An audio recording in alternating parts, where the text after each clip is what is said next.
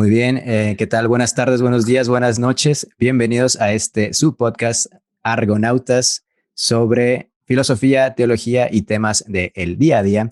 El día de hoy nos encontramos con un invitado muy especial que ahorita Beto nos va a hacer el favor de presentar. Estamos muy contentos de tenerlo por acá desde Colombia. Y bueno, el día de hoy no está Juan Luis, no está Tibu porque seguramente estará viendo el Snyder Cut de la Liga de la Justicia, que está muy ocupado y al rato se nos une, ¿verdad? No, bueno, el día de hoy Tibu está ocupado, pero desde acá le mandamos un saludo y el día de hoy tenemos un tema muy especial y para esto, Beto, platícanos a quién tenemos aquí con nosotros. Bueno, primero explico el tema que queremos tratar para que quede explicado solamente ahí Sí, la persona que nos acompaña. Vamos a intentar hablar del arte, desde la filosofía de la estética, lo que componga todo lo que es el arte. No sé, ahorita se me venía a la mente, pues la música también es una expresión, la literatura. La poesía, que hoy es Día Mundial de la Poesía. Hoy es el Día Internacional de la Poesía. Hoy han sido días internacionales de todo, ¿eh? Es el de síndrome de Down, es el de la poesía, y luego el PG pues está felicitando ahí a Benito Juárez. Entonces, pues son muchos. Hoy nos acompaña Braulio Mantilla, filósofo colombiano, chévere, ¿eh? Y que sobre todo pues hemos podido compartir algunos momentos, hemos podido compartir ideas, por ahí 2, 3 cervezas, y que hemos logrado ir desarrollando ahí también una amistad. Pero me gustaría que él nos dijera sobre su estudio, su trayectoria. Recientemente recibió una premiación de cuento. Entonces, Braulio, bienvenido, cuéntanos. Sí, buenas tardes. Encantado de saludarlos y pues agradezco la invitación a este espacio que lo he estado viendo y se ve interesante, ¿no? Dispuesto a, digamos, a plantear, a acercarme al conversatorio que consideremos prudente y sí, la perspectiva de la filosofía de la estética también fue mi tesis de grado, ¿no? Mi tesis de grado fue la estética vista desde Deleuze. Yo he dicho, Alberto, que para mí la filosofía tiene que ser a colores, porque la filosofía blanco y negro me parece muy aburrida, ¿eh? Me parece muy bien, excelente. Sí, estamos de acuerdo también en eso de que para nosotros la filosofía debe ser también a colores y creo que una filosofía blanco y negro, pues no es filosofía en realidad, es como que la filosofía en sí misma nos parece algo fascinante y algo muy vivo y pues es eso mismo queremos pues platicar para que más gente le entre a estos rumbos, ¿no? Braulio, naciste en Bucaramanga, según recuerdo. Has hecho cuentos, incluso has podido leernos un cuento que lo hiciste pensando en una parte ahí de Bucaramanga, o no sé exactamente si era eso, donde bajaba una bola de no recuerdo qué material, que iba persiguiendo a otras personas. No, era de unos rateros, algo así, recuerdo la fábula, la contaste en aquel entonces. Cuéntanos en qué universidad estudiaste y qué te trae aquí por Ciudad Juárez. Bueno, realmente estoy en Barranquilla, ¿no? Pero he vivido una buena parte de mi vida en Bucaramanga, en Santander.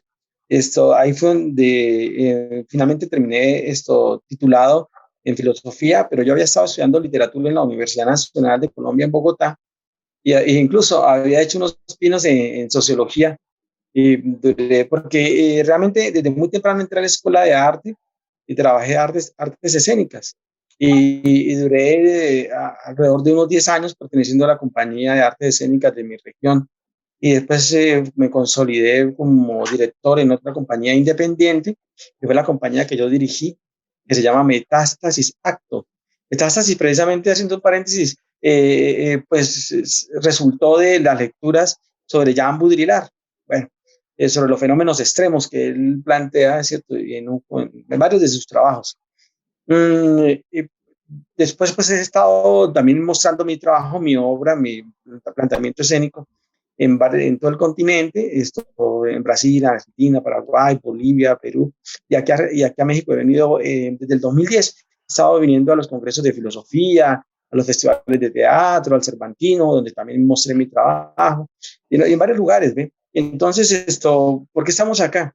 Ahí hay una anécdota muy curiosa, Alberto, porque la primera vez que llegamos en el 2010, venía con mi novia, también es filósofa, y aparte del elenco mío, que eran compañeros de la universidad, estuvimos en Mazatlán. Ahí se llevaba a cabo el congreso de filosofía más importante de América, que es el Interamericano. Se hace cada 4 años. Nosotros estábamos interviniendo como ponentes, también en una ponencia sobre filosofía de la estética. Y precisamente nos invitaron a que viniéramos a un lugar por allá que se llamaba Chihuahua. Y vámonos para Chihuahua. Y el chico que nos invitaba dijo: mi mamá es la directora de arte de Chihuahua, ¿por qué no nos vamos para allá y mostramos la obra? Nosotros habíamos mostrado una obra muy linda de un mexicano, que escribió un mexicano que se llamaba El viaje más largo, que contaba la historia de Magallanes. Bueno, el caso es que dijimos, no, como que queda muy lejos. Bueno, el hecho fue que 10 años después prácticamente, tal vez, sí, porque estamos en el 20, ¿cierto?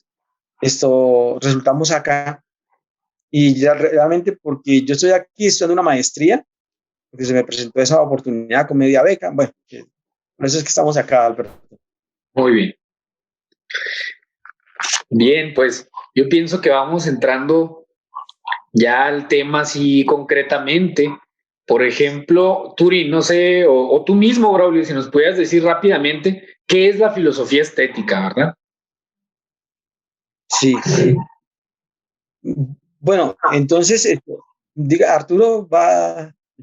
No, adelante. De hecho, mi pregunta iba a ser esta, un poco encaminado por allá, ¿no?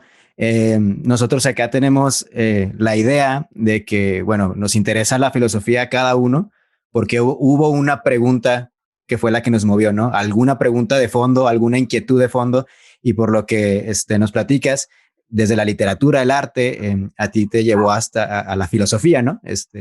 Entonces, a lo mejor la gente no está muy familiarizada con el término de la estética, pero todos estamos familiarizados con la experiencia, ¿no? Con experiencia estética. Entonces también, si nos pudieras platicar un poquito cómo es esa conexión que tú haces o esa pregunta que te llevó de las artes, la literatura, a estudiar la estética, y un poquito también qué se entiende por estética, ¿no? Sí, Arturo, mira, pues sí, ese fue como el orden, ¿no? Resulta que en la escuela de artes, pues había, ¿cierto?, construcciones de las obras, pero yo siempre intenté como darle mayor explicación, y veía que no había un interés muy claro por el contexto donde me movía. No había un interés muy claro en definir ciertas situaciones, y por eso me vi en la obligación de encontrarle explicaciones más elaboradas, y por eso me pareció prudente entrar a la universidad. Además que la universidad nuestra, allá en Santander, se llama así Universidad Industrial de Santander. Esa universidad tiene un sistema muy interesante, que hay un pensum, que es un menú, y tú, como estudiante, elaboras tu propio programa y construyes tu propia carrera, tu programa académico de acuerdo a tus necesidades. Y entonces yo escogí una filosofía de la estética, pues siempre tomé los autores que me interesaron, y finalmente la hice de Deleuze. Pero para hablar sobre qué significa realmente, yo finalmente creo que no existirían propiamente cánones fijos, ¿no? Y que no existiría de pronto una filosofía de la estética, ¿no? O del arte. Existe la filosofía, y hay un tema que es el arte, como cualquier otro tema que pudiéramos abordar. Entonces, pues hay autores que lo han abordado de una manera, autores que lo han abordado de otra, dependiendo de la escuela de formación, dependiendo de la época, dependiendo del autor. Viene siendo una u otra cosa, ¿no? Y entonces ustedes bien saben de la poética de Aristóteles, pero podemos ver tiempo después, cómo la percibía tal vez digamos, el racionalismo kantiano, por ejemplo, mucho tiempo después, ¿no?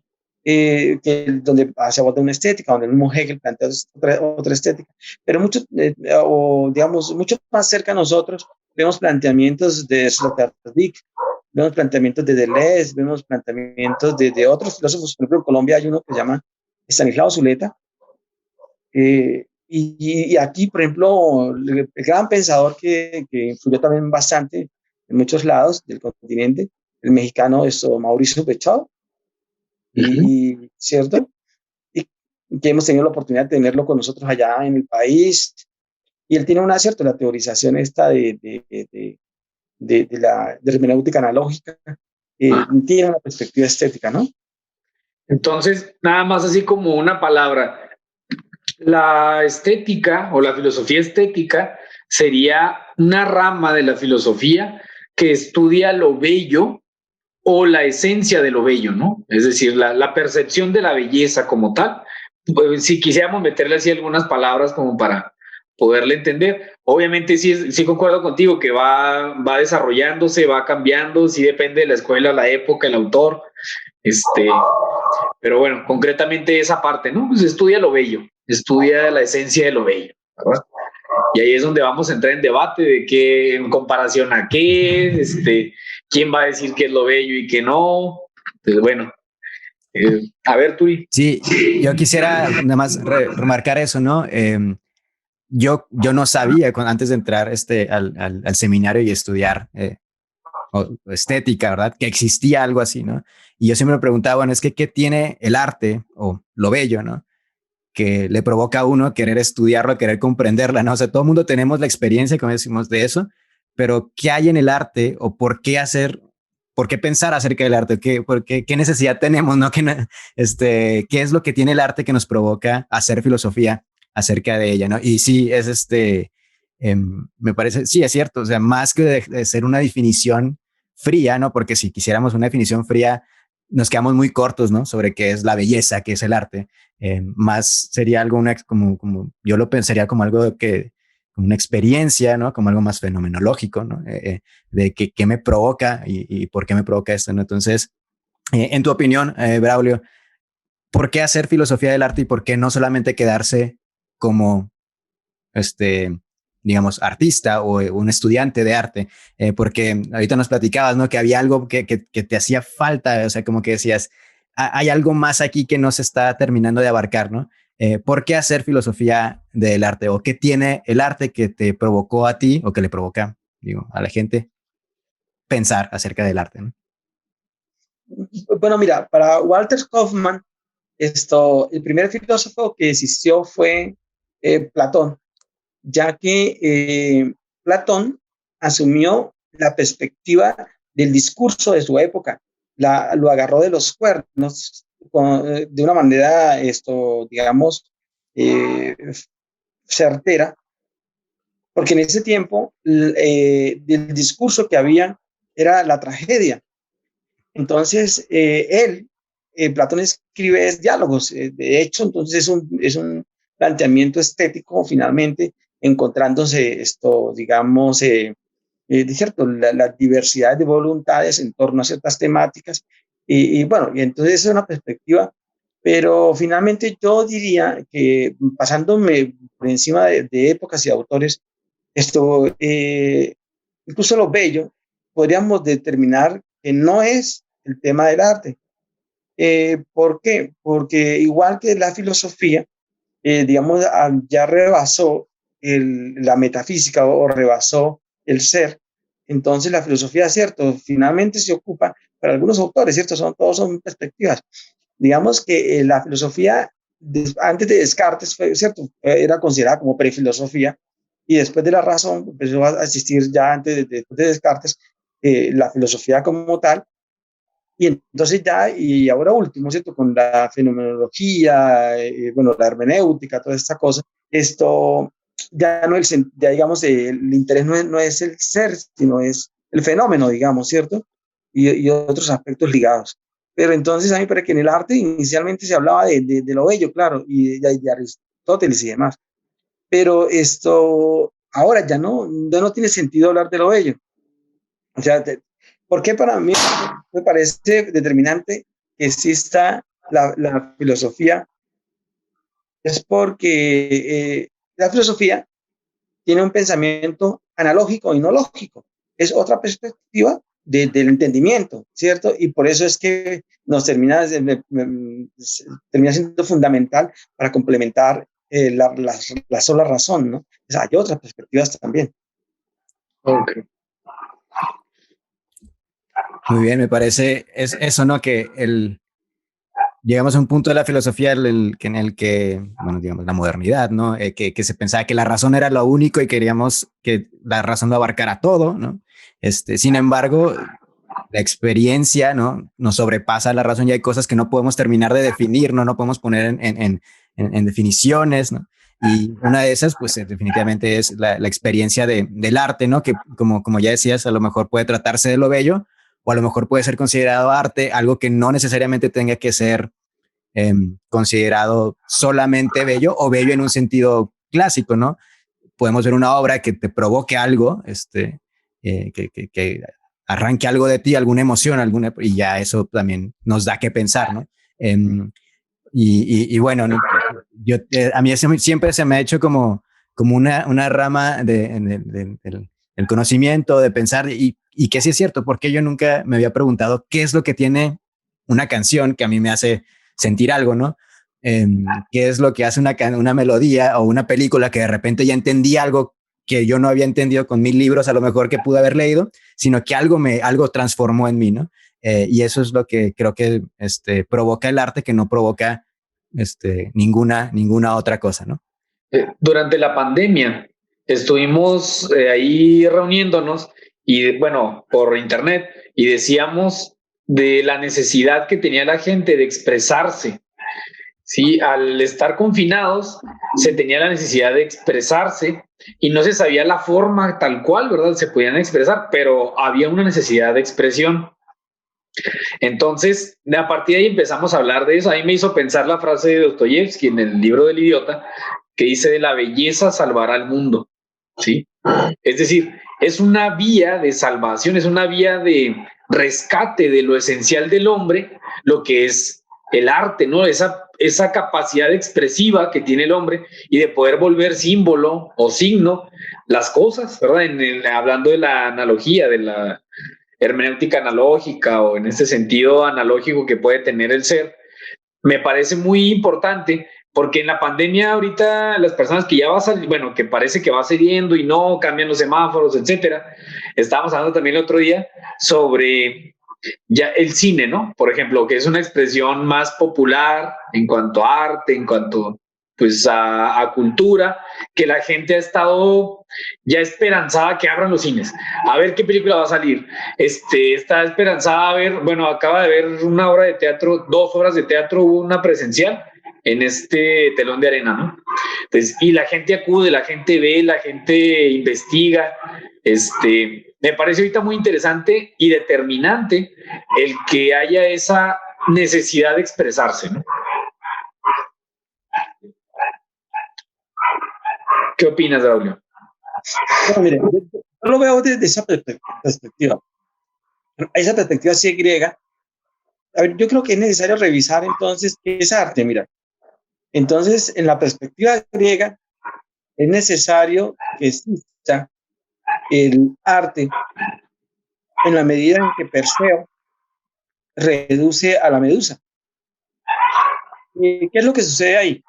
Cuando Perseo ataca a la medusa, la ataca a través del reflejo que le producía su escudo. Él se escudaba en el reflejo y no miraba la realidad de una manera directa. Es decir, no miraba la realidad con razón, sino la miraba a través de algo más que hay, que podría ser, digamos, mucho más trascendente, podría ser una realidad paralela, que podría ser la verdad, no exactamente la realidad. Entonces, a pesar de lo efímero que era ese reflejo, entonces él le quita la cabeza a la medusa, no deja que la medusa lo petrifique con la razón y no deja que su mirada del mundo se vuelva ladrilluda, Y entonces lo contrario, de la sangre de la medusa sale el caballo alado Pegaso, y él puede encontrar una cosa determinante en la existencia, que se llama la levedad. Entonces, la gente necesita levedad. Cuando hablas tú, Alberto, claro, el confinamiento, entonces, realmente encontramos no explicación, sino encontramos sentido. Encontramos sentido a la vida a través del arte, del encuentro y de la sociedad. Encontramos esto. Pero entonces, ¿qué hace también esto Perseo? Coge la cabeza de la medusa, donde está la razón propiamente, y la guarda en una bolsa y la muestra cada vez que la llegue a necesitar para acabar con algún enemigo o algo, para superar ciertas necesidades. Entonces, yo quisiera entonces llamar la atención sobre el arte como levedad, ¿cierto? En esa perspectiva, podemos ver nosotros que una cosa es lo bello y otra cosa es lo sublime, ¿sí? Por ahí, bueno, o sea, podría hablar que la mujer es belleza y el hombre es sublimidad. Bueno, esos son unas tajancias, pero sin embargo, podemos mirar algunas tangentes ahí que nos sirven. Y definitivamente, a otra definición que nos ayuda a hilar este concepto y por qué el arte le encuentra ese sentido, algo y más allá de la razón, es en la necesidad del locus. El locus es aristotélico, ¿cierto? Pero lo tratan muchos autores después. El locus es el lugar y el lugar no es el espacio, es el sentido que le damos al espacio. Entonces, en la locura que nace de ese locus, aparece una dislocación, dislocus, y ahí podemos nosotros percibir, más allá de la realidad, podemos percibir el espejo de Perseo. Pero entonces se necesitan 4 tipos de locuras para que exista el arte, ¿cierto? Entonces existiría lo profético, lo mistérico, lo erótico y lo poético. Entonces, cuando nosotros abordamos esos elementos, podemos empezar digamos, a dislocarnos y ampliar nuestra mirada, que ya no es solamente la razón, no es lógica, sino analógica, ¿no? Entonces, en tu opinión, en tu experiencia, ¿no? Como vemos, bueno, hay diversas expresiones de arte, ¿no? Pero ahora este debate sería como para ti el arte sería como vía de salvación, por ponerle una palabra, ¿verdad? Por poner una palabra, un concepto, ¿no? O sería simplemente un escape hacia algo como algo paliativo, ¿no? Porque a lo mejor habrá gente que piense que el arte simplemente, no, ya sabes, habrá pensadores, ¿no? Que decían que la vida es tan mala que lo único que nos queda, pues, es distraernos con algo artístico y hasta ahí. Pero habrá otros que sí podrán ver, como en el arte una vía de algo más que simplemente distracción, ¿no? En tu opinión, ¿tú por cuál te inclinas o cuál ha sido tu experiencia, ¿no? Bueno, yo que la verdad creo que el arte no sirve para divertirse, para diversas maneras de irse, sino el arte sirve para recrearse, para volvernos a crear. Entonces, la razón práctica de un mundo fáctico ha eliminado el ser y se ha quedado con el ente, de tal manera que la gente ya no se preocupa, no es necesario que exista el ser, porque el ente ha absorbido todo en una, sí es cierto, en una verdad, digamos, esa verdad se llama, a un autor, que me escapa el nombre, se llama la posverdad. Gianni Battimo. Battimo, sí, Battimo la tuve que haber tratado alguna vez, pero hay un autor, bueno, ya me acuerdo de él. El caso es que el mundo material, el mundo productivo, lo que quiere, lo quiere descontextualizar. Yo me acuerdo mucho de una imagen muy hermosa que es el bonsai. Entonces a la gente hay que hacerle lo que se le hace al bonsai. Se le quitan sus raíces y se empequeñece y se disminuye, ¿sí? Y entonces, ¿y cómo se genera así? Cuando lo descontextualizamos. Una de las herramientas importantísimas es descontextualizar a la persona para que se ponga a producir y comprar chécheres de mierda, y finalmente la persona deja de ser ella, de ser, y se queda en el ente consumiendo una cantidad de basura, basura empacada en muy buenos empaques y puestos en excelentes vitrinas. Entonces, la búsqueda del sentido es la búsqueda que hace el arte. Decía un escultor buenísimo en Colombia, Arena Betancourt, decía, lo único espíritu que yo conozco que hace es el arte. Entonces, definitivamente, esa posibilidad que nos damos para acceder a esta explicación nuestra, ¿no? ¿Ahí tienes amigos anfitriones o qué? Sí, voy a espantarlos. No, que se fue. Oye, Braulio, a ver, dinos cómo conectas. Entonces, por ejemplo, no nos olvidé mencionar, bueno, que nos mencionaras sobre los cuentos, ¿verdad?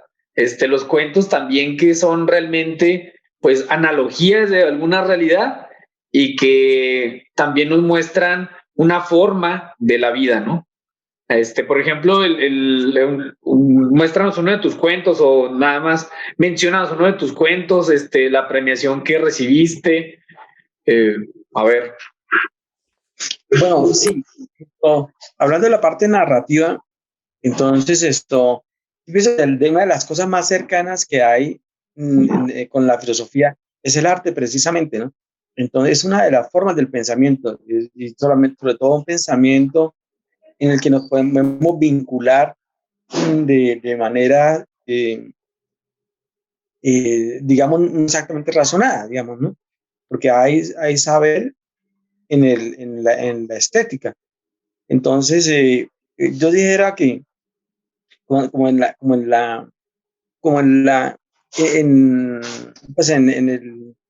el video anterior, cuando ustedes hablaban de historia, hablando de historia, pues sí, Edward Carr, precisamente este historiador, y que precisamente tú comentabas, Alberto, en ese mismo video sobre o la sesión anterior, hablabas de la necesidad de encontrar en la historia de las mentalidades, ¿cierto? Fragmentos de esa historia. De hecho, la historia es una novela, es novelada. Se ha comprobado que finalmente era una novela que se pusieron a escribir varios tipos alrededor de una temática y que nunca los datos coincidían realmente como eran y las situaciones y todo esto. Y han habido seminarios muy profundos sobre el asunto y hasta las mismas formas físicas de los personajes ni siquiera eran así. Bueno, el caso es que para hablar de estas historias, yo creo que ahí lo que estamos haciendo nosotros es encontrar de alguna manera la esencia de estar presente en el mundo, en la historicidad, en la vida, que hemos llamado nosotros vida, pues arrebatarle a la existencia el espíritu de la vida. Entonces, contar una historia, más que contar, como digo, como la historia, es encontrarnos con el espíritu real de esa permanencia. No vale que digamos el arma que utilizó tal, el caballo que utilizó tal, en tal época, en tal lugar. Hay unas tangentes interiores que es a las que hay que acceder, y pienso que ese es el ejercicio. Decía, yo te hablaba de unas menciones, yo en mi país haya tenido también un par de menciones ya, con algunas de mis historias, pero estas últimas, hay 3 menciones. Hay una que me dio la UACJ a finales de noviembre del año pasado, que es sobre, bueno, una historia que yo conté muy linda, sobre una chica que se llama la Estrella Negra.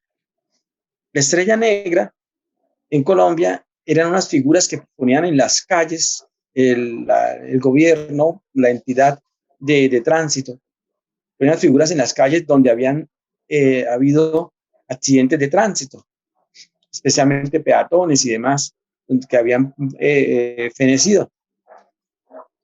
Y entonces ahí aparecían también algunas acciones, digamos, de cultura ciudadana, donde algunos actores trabajaban alrededor de las estrellas negras, mostrándole a la gente lo impactante, pues la disciplina urbana que se debía tener. Entonces esa historia me encantó mucho, fue la que me premió la UACJ, y fue esto, era de una chica, una compañera, pues, todas esas historias son reales, realmente mi manera de escribir son historias reales, voy a escribir una sobre Alberto, una sobre Arturo y una sobre Juan.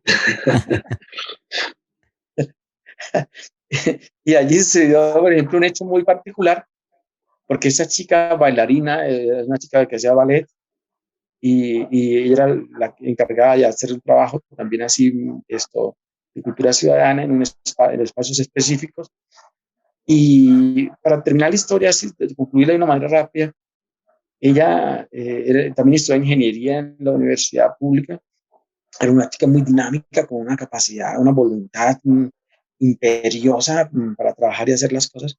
El cuento es que finalmente ella compró una motocicleta porque hay que ir muy rápido en muchas partes. Una chica siempre muy agitada. El caso es que ella también muere siendo una estrella negra. Se convierte también en una estrella negra. Entonces, yo cuento esa historia dramática de esa situación, hermosa y delicada también. Bueno, ese es uno de los premios, ¿no? Oh, mira, muy bien. Pues había escuchado, bueno, había leído también una reflexión que tiene sobre el camaleón. ¿Cómo se llama? Sí, el espejo del camaleón. El espejo del camaleón también, que ahí va reflexionando una parte de la filosofía. Bueno, en los cuentos o la narrativa, cómo es importante y sobre todo, pues aquí en Juárez, ¿verdad? Hablando de la muerte como tal, lo que ha significado para las mujeres. También estuviste muy cerca ahí de Isabel Cabanillas, ¿verdad? Que acaban de hacer ahí el aniversario. Todo lo que es la simbología, por ejemplo, hablando de arte, que no lo había visto desde ese punto de vista, pero aquí en Juárez es donde nace el símbolo de una cruz rosa, que significa la muerte de una mujer, ¿no? El asesinato de una mujer. ¿Cómo entonces la muerte puede ir cobrando vida en este sentido?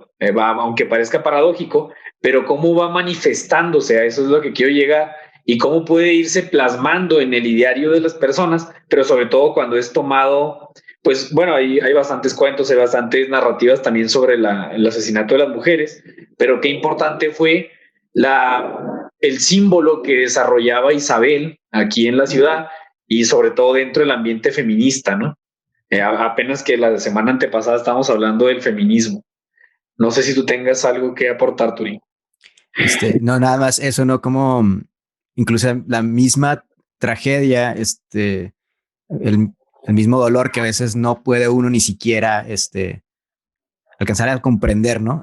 A mí todos estos temas me parecen, a mí me sobrepasan por completo. Eh, Sin embargo, algo que me ayuda como a tratar de ir absorbiendo, no procesando, siempre ha sido más bien como expresiones artísticas, que me ayudan como a ir agarrando un rumbo y creo también que al artista mismo le ayuda también, como decíamos ahorita, a encontrar una especie de sentido, no sé, y que se vuelve algo también que se comparte, ¿no? Donde algunas otras formas de lidiar con esa realidad, pues no alcanzan, ¿no? Sin embargo, que sí, de manera, hacer un cuento, ¿no? Sobre situaciones tan incluso dolorosas, ayudan y aportan algo que no dan algunas otras manifestaciones, ni siquiera descriptivas o históricas, ¿no? Entonces, no sé, en tu experiencia, Braulio, ¿cómo reacciona la gente cuando escribes sobre temas delicados? ¿Qué provocan las personas que están en el público? Porque a lo mejor alguien dirá, bueno, pero ¿por qué hacer una historia, ¿no? De algo de tanto dolor o de algo que causó tanta impresión de este tema y a lo mejor algunos otros, ¿no? ¿Qué notas tú que provoca esto en quien escucha, quien comparte estos cuentos, ¿no? Estas historias? Sí, Arturo, mira, quisiera referirme inicialmente, para contestar la pregunta, a lo que planteaba pues, a la referencia que hace Alberto respecto a Cabanillas. Y sí, yo conté la historia de ella, fue el premio nacional que me gané, fue también una mención. Entonces, ahí cuento la historia de ella. Entonces, pero cuento un fragmento muy hermoso, muy delicado de su pintura, de su hacer, de su expresión, y se desarrolla como más bien un testimonial o digamos que una crónica, pero claro, con el tinte literario, y narro esa historia, narro cosas hermosas alrededor de lo que ella hacía. Claro, obviamente somos referentes muy importantes de su pintura, claro, la voy, la veo, me encuentro con su pintura y algunas personas que la conocieron, etcétera, etcétera, los documentos que hay de prensa, también en internet y demás. Y sí, con ese tengo esa mención. Eso que fue el nacional, pero también te contaba una mención que me dieron internacional, que ahora hablamos de ella. Pero parte de lo dramático es que el estar expuestos al espacio de estar siendo en un mundo que lo tiene pensado con digamos, un preámbulo, un desarrollo, y finalmente un producto final, que se vuelve muy frío y las relaciones de las personas en general se vuelven muy frías y el contacto humano cada vez se desvanece, el contacto con el espacio. Yo estuve en un proyecto muy lindo en Colombia que se llamó Guía para una ciudad invisible, y la verdad es que las ciudades se volvieron invisibles porque los espacios nosotros agredimos con velocidad e indiferencia y nosotros no somos capaces de habitar los espacios. Entonces, no somos capaces de habitarnos a nosotros como cuerpo porque vivimos un mutismo corporal. Entonces, el imperio que tiene el pensamiento, que tiene la razón, le quita poética y vivencia al cuerpo. No hay cuerpo. El que no vive en el cuerpo ni el espacio ni vive. Entonces, finalmente, cuando aparecen esas rasgaduras que nos muestran unas grietas que nos permiten acceder nosotros a lo mistérico, a lo poético, a lo profético, a lo erótico, no hay algo tan tenaz, tan convulsivo como lo erótico. Cuando vos te encontrás en una acción erótica, es decir, cierto, dices, bueno, pero muestra a ver, qué fascinación tan tenaz hay acá. Decía Deleuze que a nosotros nos guste el arte precisamente porque el arte es un estado sobrehumano, ¿no? El tipo que baila es el que está cantando, el que está componiendo un poema a su amante que nunca pudo ser, etcétera, etcétera. Esa dislocación conmovedora de estar y ser en el tiempo y en la vida que rasga la sensibilidad nuestra. Nos fascina, no morbo, sino realmente por encuentro con el sentido de la presencia en el mundo, ¿no? Por eso pienso que es tan fundamental. Sí, ahorita hablabas sobre la imagen del bonsai, que me parece como muy ilustrativa también de cómo nos encontramos muchos el día de hoy, que sin raíces, sin profundidad, y que no descubrimos que pues incluso dentro de nosotros existe toda esta gama de lo que yo soy capaz de sentir, de experimentar, si tan solo estoy en contacto con algo que me provoque y me saque de mi, digamos, de mi rutina, ¿no? Y que puedo encontrar eso dentro de mí y que también puedo darle expresión a eso, ¿no? Que eso terminaría dando raíces. Me gustaría que nos platicaras un poco sobre este trabajo que tuviste con chicos haciendo poesía, me parece ser, donde los llevaste un poco, y tratando también de provocar en ellos y que al final ya no te dabas abasto, ¿no? De lo que habían logrado hacer ellos, ¿no? Platícanos un poco de esa experiencia.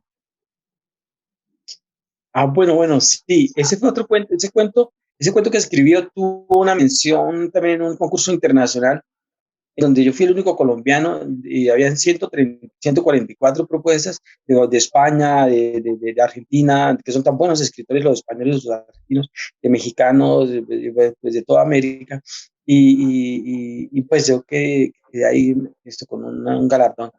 Y fue esa historia que tú estás diciendo. Pues esa historia, sí, yo trabajé en mi país como promotor de lectura. Entonces, estábamos en un barrio sumamente complejo. Allá fue donde yo dirigía un punto de lectura, que era una pequeña biblioteca.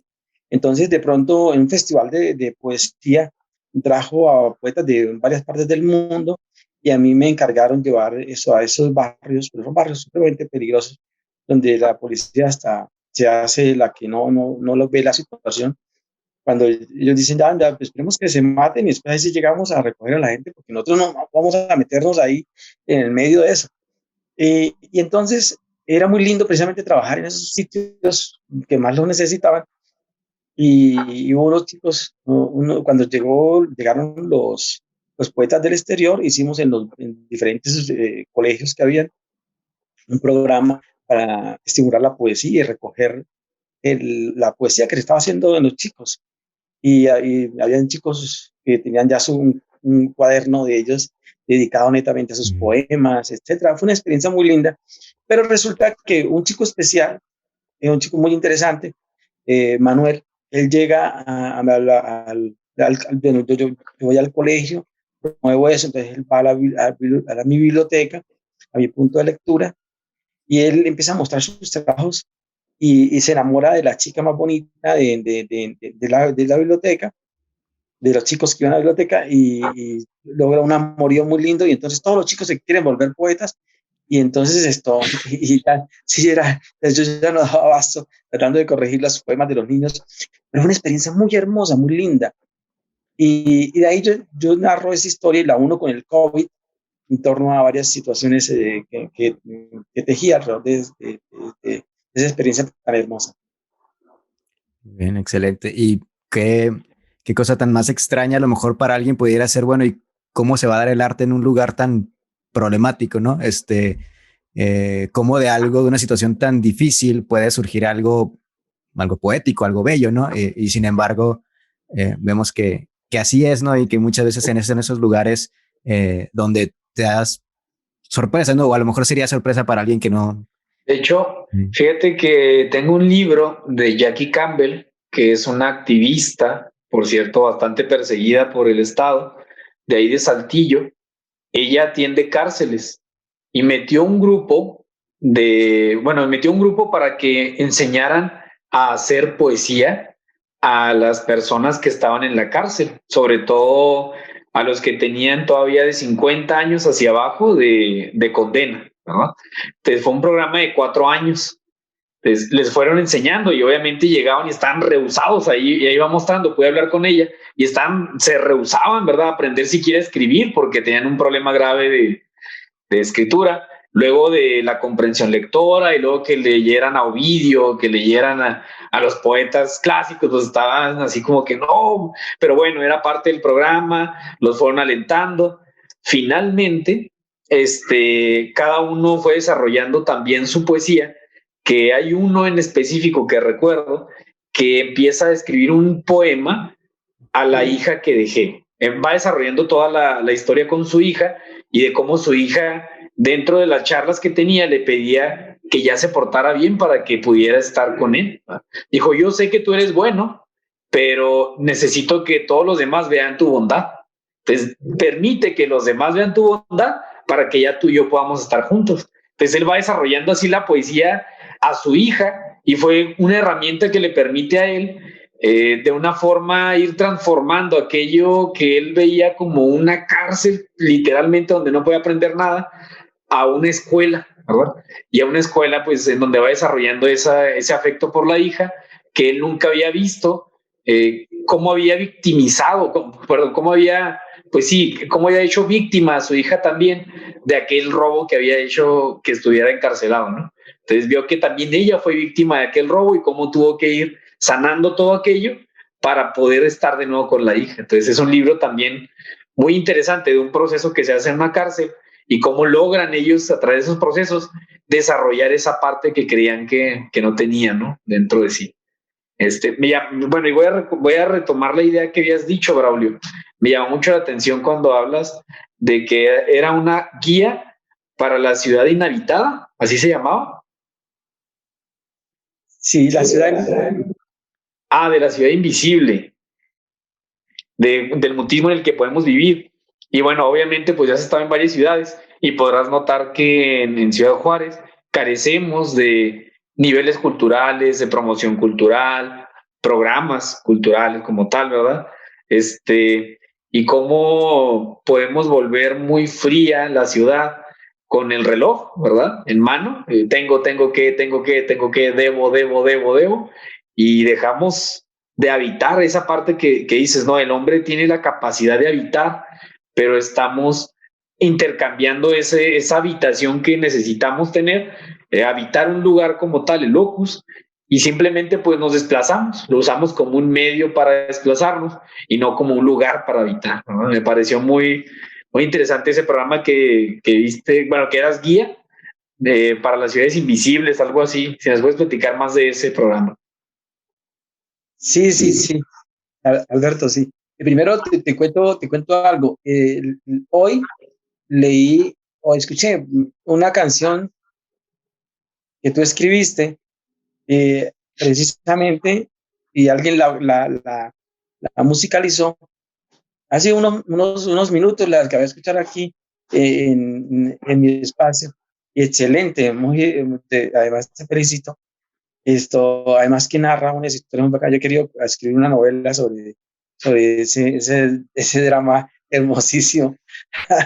Pero brindando en torno a eso y a todos estos dramas mutuos, no solamente de la trascendencia de la belleza, de la delicadeza y el tacto. Quería hilarlo con lo que tú hablabas de la cárcel. Precisamente yo acabo de ser jurado del concurso de bachilleres y tú que tienes muy buenas lecturas y las conozco, Alberto. Precisamente la chica que ganó eh, narró un cuento escrito por Benedetti en su bello libro Primavera con una esquina rota. Eh, y, bueno, y curioso, en el concurso, no sé, eran como 10 chicos, nomás 12, no sé, no me acuerdo bien. El caso es que dos de las chicas que leyeron dos cuentos de Benedetti, precisamente de ese libro, ¿cierto? Entonces, la que ganó fue una de ellas, del de la polución. Bueno, hablando de la cárcel, porque esos libros también hablan de Benedetti cuando estaba en la cárcel y que la nietecita de él preguntaba muchas cosas. Bueno, pero entonces refiriéndome al de eh, el otro fragmento final, yo veo que hay muchas maneras de abordar eso, la temática, dependiendo de la necesidad en la que uno esté, ¿no? Porque no necesariamente el resultado que se produce es el que uno quisiera. Mira tú que La ciudad invisible, si tú me imagino que habrás leído el bello libro de Italo Calvino, sí, Las ciudades invisibles, que es sumamente hermoso. Pues yo dividí las ciudades en intangibles, tangibles e imposibles. Y lo que hacía esa guía era llevarlo a la gente a esos tres lugares, ¿no? Recordemos que lugar y espacio son diferentes. Bueno, fue un proyecto que me compró el Estado colombiano y lo pudimos difundir en varios lados.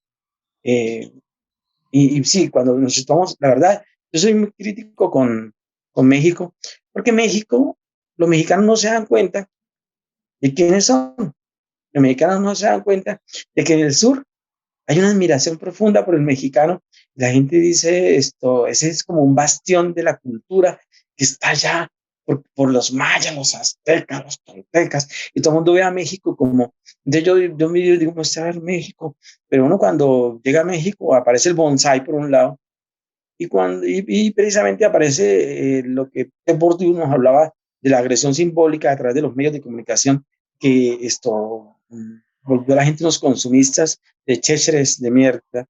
Y entonces, si la gente está tan opacada por esa agilidad tan enorme de la tecnología y de los medios, está tan absorta en ellos, que la gente ha perdido tanto la identidad. Y uno dice, pero espera, entonces uno dice, bueno, ¿qué es México? En México, ¿por qué los mexicanos no están mexicanos? Se pregunta uno. Entonces, porque a la derecha hay océano, a la izquierda hay océano, abajo no hay nada, hay una cosita, un rinconcito que insignificante que no, y arriba hay un monstruo. Y entonces dicen, pero ¿quiénes están al lado de México? Está Juárez, pero el consumo de productos es una ciudad supremamente industrial donde el tiempo da tiempo a la gente a vivir, menos para habitar su espacio. Entonces es una ciudad inhabitada, existe la velocidad y la indiferencia, donde yo nunca en ningún lugar he encontrado tantos carros chocados. Acá los choques hacen parte de la cotidianidad de una manera tan abrumadora, más que en el mismo DF, en la ciudad capital. Y entonces tienes dos grandes problemas inmensos. Uno de ellos es que es industrial, supremamente industrial y abominablemente industrial. Y entonces las relaciones se miden en esa burbuja perversa de producción y tampoco cercana precisamente lo que hablábamos, al latido, al aliento, ¿cierto? Entonces, por un lado existe una cosa muy problemática, la fronteriza, nada menos con el país más, digamos, más poderoso del mundo.